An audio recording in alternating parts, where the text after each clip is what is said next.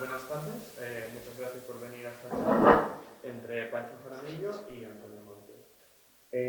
La charla será un intercambiar opiniones sobre lo que sería el mundo del arte, lo que significa coleccionar arte, así como cómo comenzar una colección y pequeños tips, consejos o pautas a seguir al coleccionar una obra de arte. Ambos coleccionistas llevan años en el mundo del arte, dedicando tiempo y sobre todo recursos también a coleccionar, uno desde una perspectiva más analítica, más racional, y el otro desde una perspectiva más impulsiva y emocional, diríamos. Eso lo tienen ahora que Tienes que adivinar. adivinarlo. Y bueno, ellos también están aquí pues, para responder todas las dudas que tengáis sobre coleccionismo, si queréis algún tip, alguna cosa. Cualquier cosa podéis preguntar sin ningún problema. Pues muchas gracias por venir y aquí os dejo. Pues muy bien, pues bueno, lo primero de todo, buenas tardes a todos, bienvenidos. Yo creo que casi pues, nos presentamos, si te parece. Bueno, yo soy Antonio Montes, trabajo en el Instituto de Empresa, en el IE, y donde llevo prácticamente toda mi vida profesional. Y bueno, pues desde hace muchos años, la verdad, pues fácilmente 30 años, pues empecé a comprar, pues iba un día por la calle, en una galería, en un escaparate, vi una obra que me enamoré y hasta que no me hice con ella no paré. Y ese fue pues el comienzo de mi colección, aunque, bueno, tengo que decir que también eh, es algo que quizá he mamado. Mi abuelo era coleccionista, tengo un hermano coleccionista y mis padres eran unos locos del mundo del arte, y desde muy pequeñito, desde que tengo uso de razón, pues me educaron llevándome pues a museos por todo el mundo, a galerías de arte y bueno, y hablando mucho de arte, ¿no? En casa. Entonces hemos sido una familia siempre muy vinculados a esto, con lo cual, bueno, pues creo que eso también de alguna manera me ha marcado. Pero bueno, esto un poco como introducción. Pancho, mi amigo Pancho. Pues yo Antonio lo conocí precisamente hace 22 años que aterricé por esas tierras. Yo soy originalmente de Ecuador y venía supuestamente por un sabático corporativo a sacar una segunda maestría en el circuito de empresas y finalmente me quedé. Aquí estoy después de 22 años. Como digo, originalmente de Ecuador, ya desde muy pequeño, un poco el caso similar, Antonio, y mi familia, pero sobre todo mi madre, una persona que estaba muy vinculada a varias disciplinas, ¿no? Ella tocaba el piano, entonces me inculcó un poco el amor a la música clásica. Yo solía tocar el piano de pequeño hasta que llegaron los 15 años y mi padre me dijo: ¿quieres seguir tocando piano o quieres ir a la playa a ver chicas? Y dije: creo que la cosa va por ahí, ¿no? Así que me fui a ver chicas y el piano se quedó ahí. Y mi madre, pues mi madre no era una coleccionista estructurada, sino que, bueno, en el entorno ecuatoriano no había realmente un contexto de coleccionismo formal. Artistas que pasaban por casa, marchantes que lo ofrecían, y mi madre, con un buen gusto o mal gusto, pero fue comprando, y creo que también yo debí ese amor por las artes plásticas. Entonces, lo hablamos el otro día, ¿no? Qué importante es tener una transversalidad cuando uno tiene una afición, ¿no? Si es la música, si es la literatura, si son las artes plásticas, y cómo ello lleva también a crear un criterio, bien o mal, una estructura mental, bien o mal, tal vez una pasión, ¿no? Que nos lleva a coleccionar. Mi primera colección, mi primera pieza graduado de mi primera maestría en MIT en Boston, con mi primer sueldo, igual pasaba por una galería, aquello se podría decir que era la exposición de un artista emergente.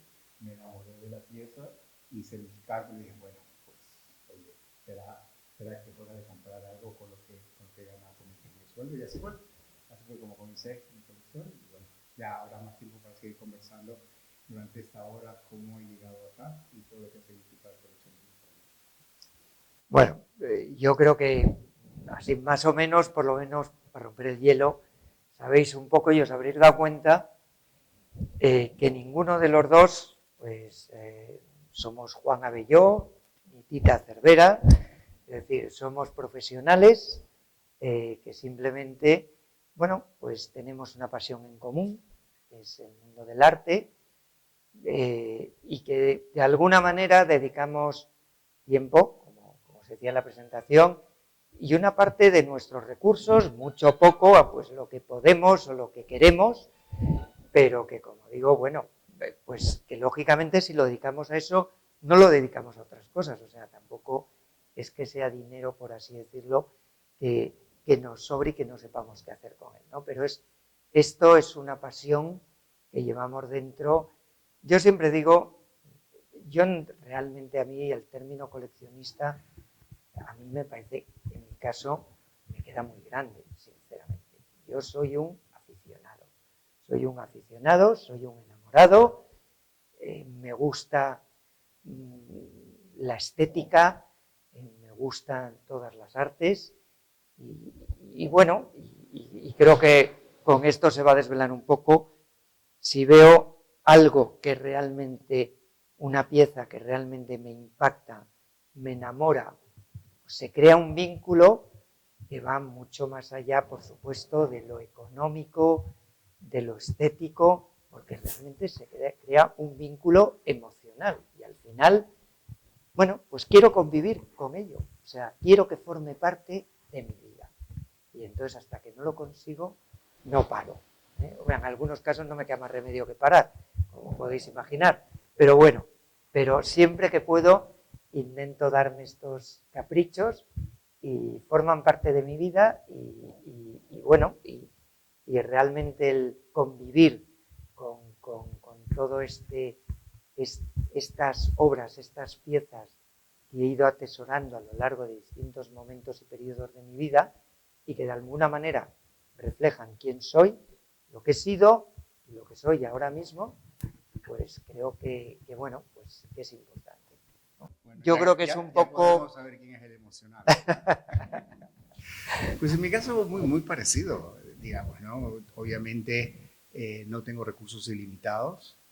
Si lo junto a todo lo que es un proceso muy racional, yo soy muy aristotélico, muy deductivo en la forma como veo en la vida, eso me lleva a ser muy reflexivo a la hora de admirar una pieza, eventualmente comprarla, y en eso estoy de acuerdo contigo.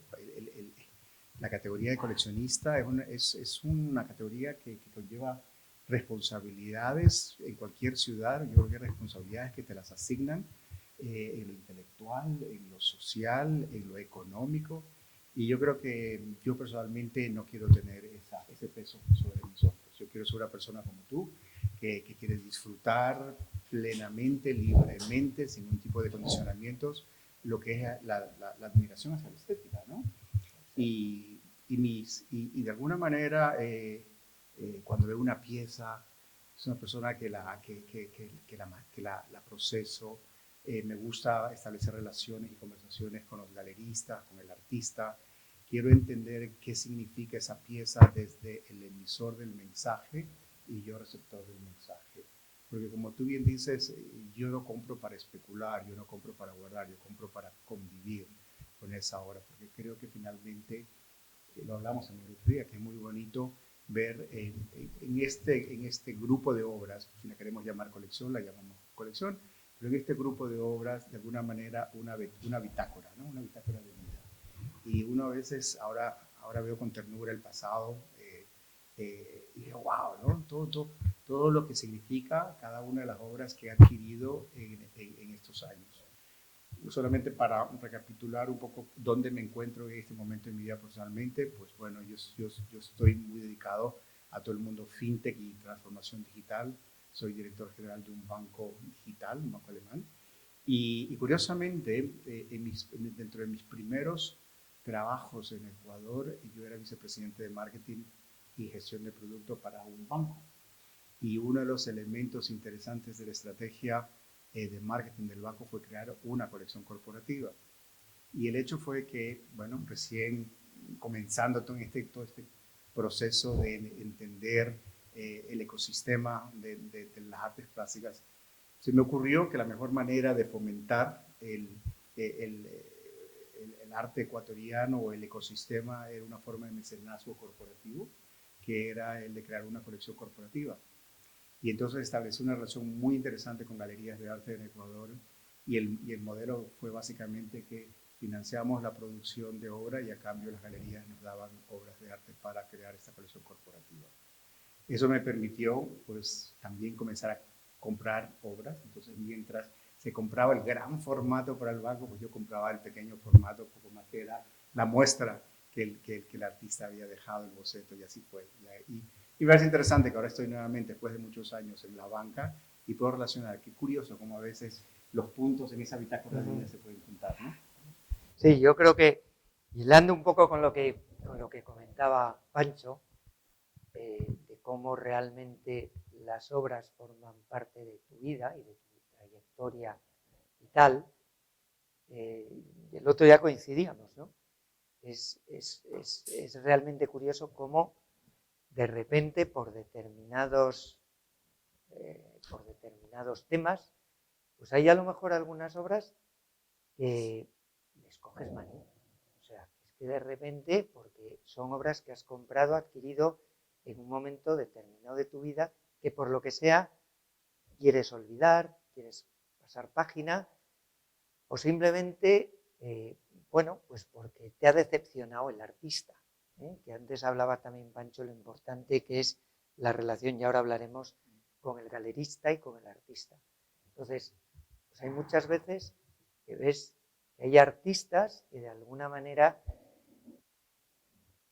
no me gusta usar este término, pero creo que es muy expresivo, se prostituyen. Es decir, o sea, llega un momento que piensan que hay ahí un filón y entonces empiezan realmente a producir obra a lo bestia, sin ningún criterio, y lo que antes eran artistas que a lo mejor tenían, por lo menos desde mi perspectiva, muchísima calidad, que realmente cuidaban mucho lo que hacían, a de repente pues simplemente buscar la máquina de hacer dinero, ¿no? Entonces, a mí ese artista ya a lo mejor me ha decepcionado y entonces directamente lo quito, no quiero verlo, ¿no? Entonces, por eso, lo que decíamos antes, se produce realmente con la obra una relación que está viva, ¿sabes? Y que va cambiando, igual que tus relaciones con otras personas y con tu entorno van cambiando. Pues esto es lo mismo, no es simplemente un cuadro que pongo ahí y ya está. Eso es otro tipo de personas, esto ya lo hablábamos también. Hay gente que, bueno, pues que lo que busca, que es muy lícito, yo no me meto con ello, decorar. Oye, tengo 3 metros de pared, tengo que decorar. Pues a ver, algo, y incluso algo en colores tal y tal que me va con las tapicerías y punto. Pero realmente no tienen otro propósito, ¿no? Hay otra gente que también comentábamos, y ahora quiero que Pancho opine de esto, bueno, pues que al final lo consideran que es parte del estatus social y queda bien. Es decir, queda muy bien si invitas a tu casa o si quieres formar parte de un determinado círculo, pues entonces tener una colección, pero a lo mejor no tienes ese espíritu, ni tienes realmente esa ilusión y esa pasión. Pero sin embargo, igual que tener un coche X, pues hay mucha gente que dice, hombre, pues este ha triunfado en la vida, pues luego vas a la casa y si ves que tiene una colección, y mucha gente incluso compra la colección directamente, pues a este le ha ido bien en la vida y además, mira, es un tío culto, porque es un tío que se interesa en esto, ¿no? Entonces, bueno, yo creo que eso, gracias a Dios, no es tu caso ni el mío. No, yo utilizo un término que puede ser muy duro, ¿no? Yo hablo el blanqueo social y el blanqueo intelectual, ¿no? Esas personas que llegan a tener una cierta posición económica o social y dicen, bueno, pues, ¿cuál es el siguiente nivel? Y lo vemos en todas las sociedades, ¿no? Desde los rusos, ¿no? Que con tanto dinero necesitan esa reafirmación, ¿no? De que de alguna manera tienen que ser aceptados, porque existe, bien o mal, las sociedades se dividen en clases sociales, clases intelectuales, etc. Entonces hay estos personajes o estas pseudo coleccionistas, o llamémoslos coleccionistas por último, que van por ello, ¿no? Van a una feria con una lista de artistas que tienen que comprar porque es que hay que tener ese artista. O como bien decías también, tienen la gran mansión y por lo tanto pues tienen que cubrir paredes. De ahí que yo regreso un poco a lo que decías, ¿no? Yo he comentado que soy muy estructurado en mi forma de pensar y yo siempre trato de encontrar estructuras en mi propio diálogo y por lo tanto como yo me relaciono con la pieza. Hablamos el otro día que para mí son importantes 3 Cs. La C que responde a la composición, la C que corresponde a la conceptualización, la C que es la composición y la C que es la construcción. Entonces, cuando yo encuentro una pieza, trato de, en mi espacio mental, ver si hay una conexión entre esas 3 Cs, ¿no? ¿Qué quiso el artista cuando conceptualizó esta obra, ¿no? ¿Cómo lo quiso decir y por lo tanto por qué la ha compuesto como la ha compuesto, ¿no? La composición. Y finalmente, ¿cuál es la técnica, cuál es el soporte que utiliza para esa construcción? Entonces, en ese proceso muy deductivo, muy racional mío, para poder convivir con esa pieza, como tú dices, yo no soy el que anda buscando el blanqueo social, el blanqueo intelectual. Yo lo que quiero es realmente encontrarme con algo que siga alimentando esa bitácora de vida y que sea coherente con ese proceso emocional. Y un punto más, es curioso porque si bien es cierto, él se define como emocional, yo soy tremendamente pasional, como buen latinoamericano, eufórico, explosivo, hablo con las manos, pero curiosamente mi colección o lo que trato, bueno, mi grupo de piezas giran alrededor de lo que es el arte geométrico, lo que es el constructivismo, lo que es el arte neoconcreto, porque lo decía en una mesa redonda, tal vez yo necesito tener este lenguaje plástico alrededor mío para ese equilibrio, ¿no? Para equilibrar ese ímpetu emocional, pasional, con esa estructura mental que se refleja en las piezas que tengo. Yo efectivamente, como decía, hombre, yo también soy un poco racional, ¿eh? Pues igual que Pancho también es un poco emocional, ¿no? Vamos a aclarar. Pero es verdad que yo soy mucho más en ese sentido caótico. Sí, o sea, yo realmente a mí, pues cuando me dicen, pues que a veces te dicen, pero bueno, ¿tú qué coleccionas? Pues colecciono lo que me da la gana, lo que me gusta, punto pelota. O sea, es que no voy buscando ningún sentido. Porque además, como digo, es que yo cambio. O sea, ¿pero qué voy a buscar un sentido si hoy me gusta un tema, pero mañana a lo mejor me gusta otro? O sea, es que, ¿qué sentido? Es lo que me guste, lo que me llene, lo que realmente me haga sentirme feliz, que es de lo que se trata, ¿no? Pero entonces ahí, y enganchamos con esto que yo creo que es importante también, o sea, qué necesario y qué bueno es cuanta más información tienes, por supuesto, del artista, porque al final, como tú decías, ¿no? En general, las obras son reflejo de lo que ese artista siente, de lo que ese artista de alguna manera ha vivido, y de sus sufrimientos, de sus padecimientos, de sus alegrías, sus emociones. Entonces, realmente es buenísimo cuando tienes la ocasión de ir a una exposición y de conocer allí mismo al artista, y que sea el artista el que te explique su colección, lo que está exponiendo. Es que, claro, te quedas con la boca abierta, porque a lo mejor hay veces que tú vas y en una pieza no ves nada, o ves algo, te imaginas algo, pero luego cuando te lo explican, te cuentan la historia y dices, es que esto tiene historia, es que tiene mucho más allá de lo que se ve, ¿sabes? Y eso estás comprándolo también. No estás comprando solamente un lienzo, no, estás comprando la pasión que ha puesto el artista y la historia que está contando. Y ahí, por lo tanto, la relación con el artista es fundamental, pero también la relación con el galerista. Y yo, me vais a permitir que haga un inciso. Yo estoy aquí hoy porque admiro a Octavio. O sea, me parece, y lo digo no por hacerte la pelota, pero es cierto, es decir, llevo muchos años metido en este mundo. He conocido y conozco pues, prácticamente a todos los galeristas de Madrid y muchos que no son de Madrid y de fuera de España. En todos, como en todas partes, hay bueno, malo y regular. Pero quizá gente honesta, gente realmente que lo haga por vocación y gente que lo veas que le enamora lo que hace, no he encontrado tantos.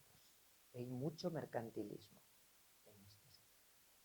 Y creo que Octavio, permíteme Octavio, en este sentido de verdad es distinto. Es una persona que cuando hablas con él te transmite ese amor y ves que no te... Su objetivo, o por lo menos si no disimulas muy bien, no es venderte directamente la pieza, sino que él lo que quiere es contarte lo que le gusta, esto mismo, es un proyecto que de alguna manera forma parte de su vida y que es una pasión para él, más allá de lo que pueda ganar o dejar de ganar. Entonces, la relación con el galerista es tan importante y estar con gente en la que confíes y gente que realmente te ayude, te haga entender también las obras y te explique, es fundamental. Por lo tanto, mi primer consejo, y ahora paso a Pancho, que seguro que también tiene mucho que decir en esto, es que siempre que podáis, intentar ir más allá de la obra, trascender, conocer al artista si podéis. Y si no, exprimir al galerista, que hay muchos que son muy vagos y que no dan explicaciones, exprimirlo, que os explique bien las obras. ¿Cómo lo ves? Sí, no, totalmente de acuerdo, ¿no? Hay finalmente, como todo sector económico, el galerismo también, el galerismo, coleccionismo, comisariado se ha convertido en un negocio. Es un negocio, ¿verdad? Y como decías, hay a veces galeristas que encuentran el filón con un artista porque dio con una fórmula interesante y es pues a producir masivamente, ¿no? Yo recuerdo, sin dar nombres, yo recuerdo que hace muchos años me gustaba mucho un artista que lo representaba una galería en Dr. Fourquet. Y le daba las vueltas y le daba las vueltas. Digo, hay algo que todavía no me termina de convencer. Y el galerista era, ¿no? Que tienes que comprar porque siempre el discurso especulativo, ¿no? Porque este artista va a valer muchísimo. Ya cuando un galerista me dice, utiliza ese argumento, yo inmediatamente me echo para atrás, porque realmente no soy el perfil de persona que se deja convencer fácilmente con esos argumentos. Pasó un año y este artista hizo una mega exposición en la Casa Encendida. Y a partir de ahí encontró el filón y me acuerdo en Arco, no me acuerdo qué año era, cuatro galerías literalmente con los mismos formatos y las mismas piezas. Y digo, wow, o sea, este hombre debe tener ya un taller y debe tener a tantos asistentes que están produciendo masivamente. Y al año siguiente ya vi que había utilizado ese lenguaje plástico para productos utilitarios, sábanas, cojines, todo, ¿no? Y los precios ya habían subido. Y me senté, ¿no? Y dije, wow, qué bueno que no compré la pieza, porque me sentiría un tonto más que cayó en el discurso de este artista es buenísimo y cómpralo, ¿no? Entonces es importante, ¿no? Es importante esa relación con un galerista honesto, y me encanta y gracias, por cierto, la invitación, porque yo creo que algo que se ha perdido en el mundo digital o en el mundo en el que vivimos no son los espacios de encuentro. Yo en el siglo XXI no escucho de vanguardia, yo no escucho de la vanguardia A o el movimiento B o el grupo Z. También no veo que hay esa transversalidad que a mí me encanta, ¿no? Que es cómo un artista se alimenta tal vez de sus amigos escritores, cómo se alimenta tal vez de un compositor. Y eso es algo que a mí me hace mucha falta y por lo tanto yo siempre buscando estos espacios en donde el galerista fomente. Y me parece súper interesante este encuentro porque al final no es solamente compra y venta. Lo que yo aspiro a formar parte de un ecosistema en el cual podamos un poco incentivar el discurso, la confrontación, ¿no? Tirar ideas y esas ideas como rebotan contra una pared y finalmente se convierten en obras plásticas. Estoy totalmente de acuerdo contigo. Y segunda anécdota que tengo con un galerista, durante 3 años, y esto sí puedo decir, durante 3 años estuve atrás de unas piezas de un artista centroamericano que se llama Darío Escobar, y hablé con muchas galerías, pero hay una galería particularmente que está en los países nórdicos, y cada vez que me los encontraba en alguna feria, me enseñaban piezas y no. Y recuerdo que hace 4 o 5 años estaba en Basilea y dije, me voy, pero voy a despedirme de este galerista que siempre es tan gentil conmigo. Le voy a despedirme y me dice, ¿y por qué no has pasado por aquí antes? Le digo, no, porque como sé que nunca tengo suerte contigo, pero es que espérate, tengo algo para ti. Y él me lleva al depósito y me enseña una pieza de Darío Escobar. Digo, esta es la pieza. Y me dice, es que yo sé, porque gracias al diálogo que he tenido contigo, gracias a las copas que nos hemos tomado juntos en las distintas recepciones, fue entendiendo qué es lo que tú querías y aquí está la pieza. O sea, me tomó literalmente 30 segundos comprar esa pieza. Y eso es una anécdota cuando un galerista realmente quiere establecer una relación contigo y no el mercantilismo de cómpralo porque esto va a haber mucho mañana. Me vais a permitir una anécdota que cuento siempre, además contigo, Octavio, y tú probablemente ni la sepas. Cuando había un artista que estaba comenzando, voy a evitar decir nombres, y entonces me acuerdo que tú tenías mucha obra de este artista mexicano, y entonces lo vi, me dije, pues no, me dijiste, pues anímate, está muy bien, es muy bonito y tal, y es un artista que está empezando y tal, y es interesante, tal, no sé qué. En ese momento no te hice caso. Ese artista fue así, ¿vale? Es un tío que ahora, pues, sus obras valen un dinero. Y entonces me acuerdo ya más adelante que vi una obra suya y te comenté, y digo, pues he visto una obra de fíjate que entonces no, pero a lo mejor ahora, y me dijiste, pues ahora no te dejo que compres. No compres, dice, porque ahora ya no vale lo que realmente cuesta, porque es muy decorativo, es muy tal, pero no tiene categoría para esos precios. Así que no compres. Por eso digo, o sea, esto es lo que digo yo, ser un galerista y un experto honesto y honrado y que bueno, y siempre lo cuento porque estoy agradecidísimo. En lugar de coger y quererme vender el tema, me dije, mira, no, es que a estas alturas ya, esto ya. Entonces, por eso la relación es importantísima, ¿no? Hoy, claro, estaba leyendo un artículo y veía, bueno, pues cómo el mundo del arte y las ventas en España están ahora a nivel de 2014. Cómo subían de 2014 hasta el 2019, pues realmente subieron muchísimo, llegando a ser el mercado del arte en España en el 2019 creo que como cerca de 500 millones de euros, lo que entre transacciones, entre subastas y lo que se vendía en galerías, y creo que está ahora en 308 millones, ¿no? O sea, realmente la pandemia ha afectado una barbaridad. Hay que tener en cuenta que las galerías han estado cerradas y no ha habido ferias, con lo cual estos señores no han podido estar por ahí, por todo el mundo, mostrando sus obras y demás. Sin embargo, claro, leía, y eso es algo que también para comentar ahora, ¿no, Pancho? Cómo está cambiando muchísimo y cómo muchas galerías de alguna manera se han salvado o de alguna manera han intentado y han atenuado un poco los efectos del COVID, pues a través de Instagram, por ejemplo, y vendiendo a través de las redes y online. Porque claro, tenían que mostrar de alguna manera lo que tenían, no podían estar parados, ¿no? Y es una forma de venta que, bueno, pues a lo mejor a nivel de ropa o de otras cosas estamos acostumbrados, pero a nivel del mundo del arte es rara, ¿no? Digamos que es rara, porque tienes la sensación que comprar una pieza sin verla, sin vivirla de alguna manera, simplemente por una foto, pues te cuesta.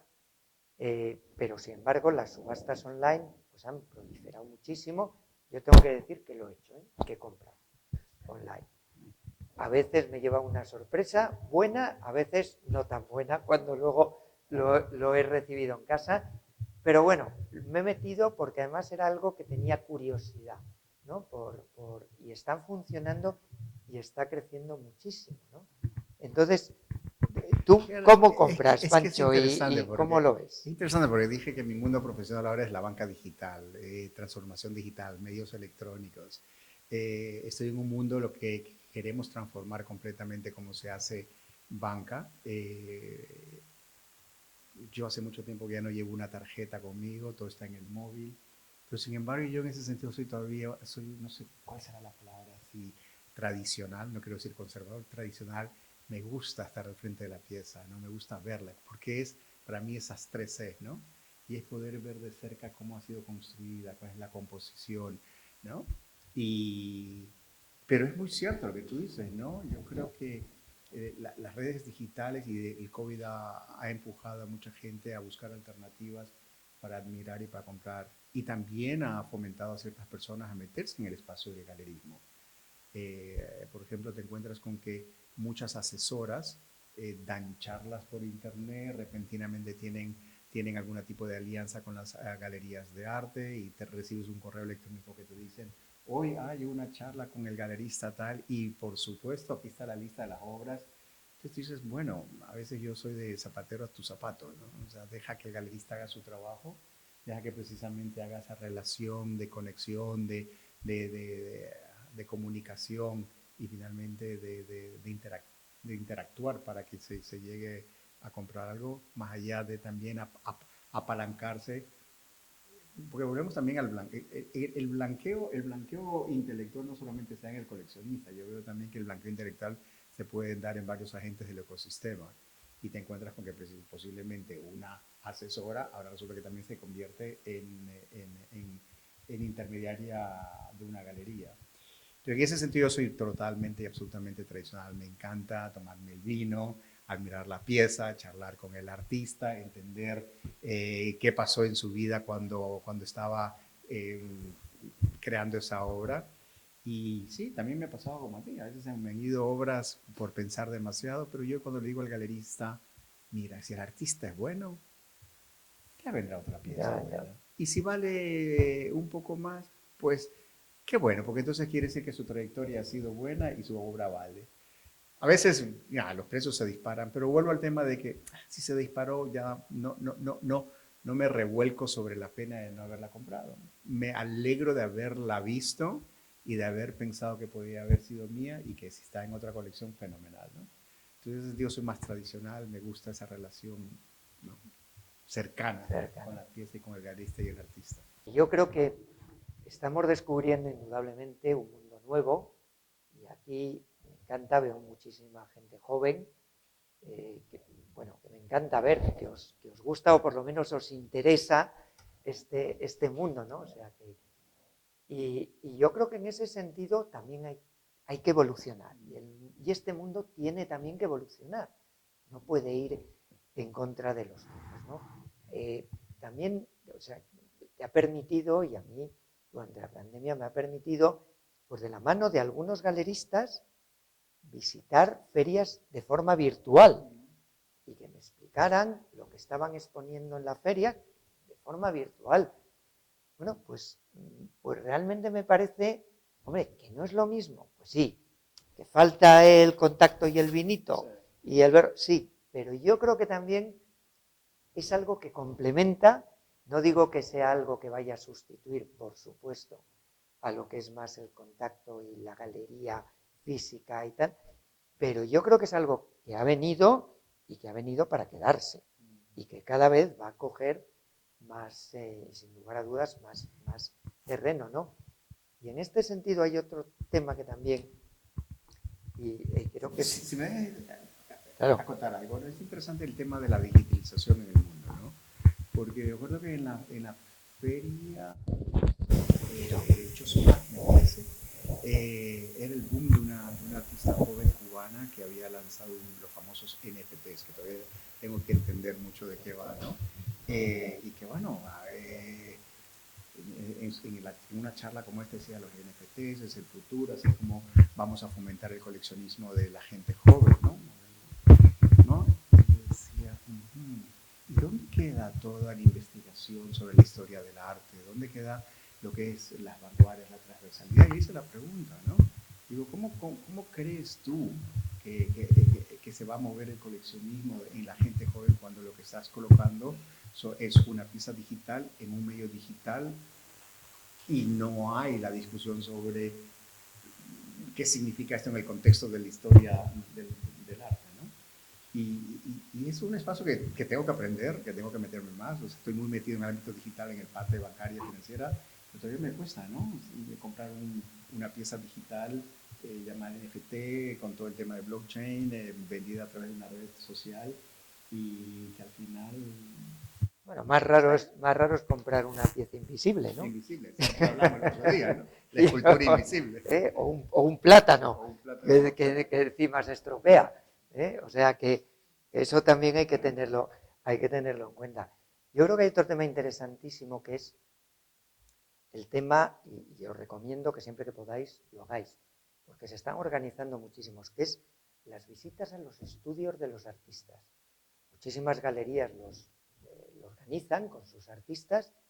Se aprende una barbaridad, aparte que es divertidísimo, porque es muy divertido y es un planazo un sábado por la mañana irte a ver estudios de artistas, pero aparte de todo, ya es que no solamente ves la obra, ya no solamente hablas con el artista, sino que encima lo ves en su entorno y ves cómo trabaja, ves lo caótico que son en muchos casos, pero bueno, pero que es que al final todo eso también te ayuda a enamorarte mucho más de ese artista, de esa pieza o de su obra en general, ¿no? Entonces, yo eso también es algo que creo que cada vez se está fomentando más y hay cada vez más opciones de visitar estudios y realmente me parece apasionante. Oye, yo sé que no quiero enrollarnos mucho más porque, bueno, podríamos tirarnos hablando aquí horas y horas y no se trata de eso y además yo creo que lo bueno aquí es que hablemos. Yo, permitirme antes de terminar, lo que sí quería es daros un último consejo y es que no tengáis miedo a comprar arte, que disfrutéis, de verdad. Es de los dineros mejor gastados. No hace falta de verdad ser rico para comprar, para comprar algo bonito. Muchas veces, pues no sé, un bolso bueno te cuesta lo mismo o casi más que una obra o unos zapatos. Entonces, quitaros ese miedo. Hay muchísimos formatos, hay muchísimas técnicas, hay muchos artistas emergentes que son mucho más baratos que comprarte un póster. Pero, y mi consejo también es que siempre que podáis, pues es una manía mía, compréis obra original.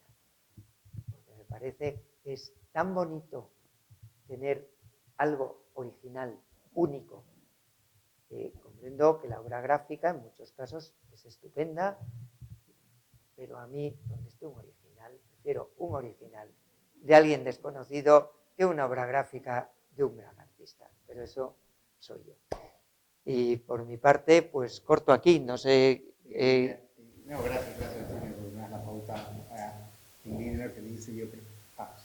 En línea de lo que dice Antonio, pues fíjate que yo prefiero 1000 veces una tela de un artista emergente que un tocho así de grande que me explica de qué va la obra conceptual, ¿no? A veces yo le pregunto a los galeristas, a los mismos artistas, ¿me estás vendiendo una tesina sobre sociología, psicología. Tengo que leerme todo este dossier para entender de qué va el plátano pegado con el tape, o que me tengan que vender un tocho así para entender una escultura invisible que se vendió creo que por 15.000 euros, ¿no? Entonces, yo también estoy de acuerdo con Antonio, ¿no? Yo creo que si hay la posibilidad de descubrir, bien sea por el lado racional, por el lado emocional o en el punto medio, esa chispa que genera convivir con una pieza, pues sí, definitivamente ir a comprarla, y porque seguramente cuando se sienten al final de la noche con una botella, con una botella de vino y con unos quesos, dirán, ¿qué me ha dado más satisfacción? ¿Quedarme con el bolso y que al final te lo cambiarás después de 2 o 3 temporadas, o una obra que permanecerá en el resto de tu vida, con amor o sin amor, con odio o con ternura, pero será parte de esa bitácora de vida? Y además al final el bolso muchas veces sales y encima luego tu amiga lo tiene igual. Sin embargo, lo otro no. Oye, encima ya te ha fastidiado porque dices, o sea, esto ya y encima eso. Así que nada. Pues nada, pues oye, abrimos ahora y si tenéis alguna pregunta, y si no os vamos a hacer preguntas nosotros. Así que vais a hablar, vosotros veréis. ¿Tenéis algún comentario, algo que queráis comentar? A mí me gustaría preguntaros, porque hoy en día también hay muchísima información, eso yo creo que es una ventaja grandísima que tenemos. Hay muchísima información en Internet de cualquier artista, de obras y demás. Normalmente si veis, pues no sé, si vais a una galería a ver una exposición, o si hay un artista que os ha interesado o lo que sea, tenéis esta curiosidad y os metéis en las redes, pues a ver, oye, pues voy a ver este tío quién es o qué ha hecho en su vida, o qué lo hacéis y aprendéis de eso, te quiero decir, o sea, mira, yo hace la última obra que he comprado fue una que que me enamoré, como no podía ser de otra manera, y empecé a mirar. Es de un artista ruso, que no había oído hablar de él en mi vida. Entonces, claro, lo primero que hice pues llegué a casa y empecé a mirar, bueno, pues a ver quién es este tal. Y me divirtió mucho, porque es un tío que además, pues es una especie de, como de Marina Abramovich, que es también performer, y entonces, bueno, pues que de alguna manera él se pone al límite y pone al límite su cuerpo, y entonces, bueno, pues los resultados de eso es de alguna manera lo que luego plasma en sus obras, ¿no?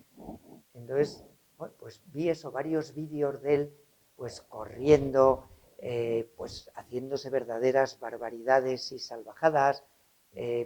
Bueno, me interesó mucho y dije, es que la ventaja precisamente que tenemos hoy en día es que puedes acceder a este tipo de información fácilmente y te enriquece muchísimo la obra, ¿sabes?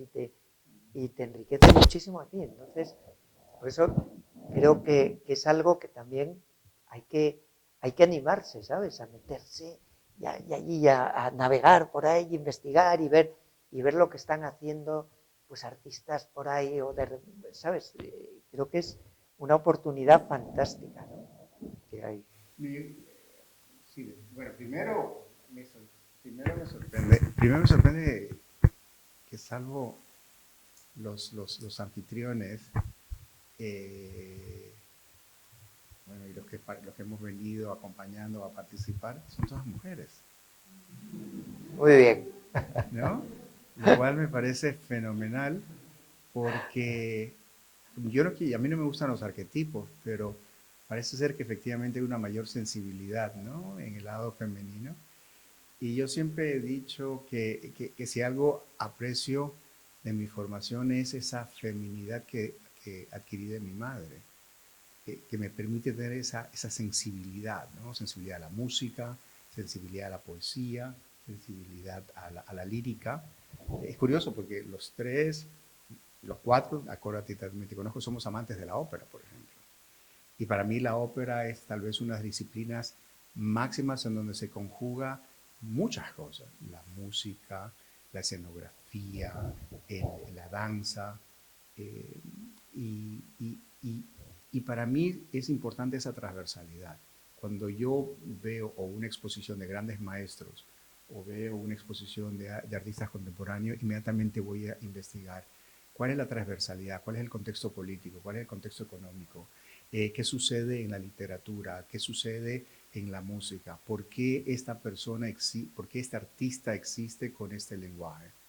Y con esto también quiero decir que una de las fuentes adicionales, que no solamente es los libros o el internet, yo me considero un nómada urbano. ¿Qué quiere decir eso? Me gusta perderme por la ciudad. Me gusta descubrir esos espacios que a veces pasan desapercibidos. Soy amante de mirar hacia arriba, ver esas arquitecturas que a veces pasan desapercibidas. Y yo cuando digo en torno a qué gira mi colección gira precisamente a ese lenguaje urbano, o sea, a esa concepción urbana que se traduce en un lenguaje arquitectónico, geométrico, y es importante porque digo, bueno, o sea, este artista existe, pero ¿qué referencia tiene a la arquitectura contemporánea? ¿No? Y si veo otro artista, ¿y qué referencia tiene, por ejemplo, a las producciones contemporáneas de ópera, ¿no? Todas las escenografías?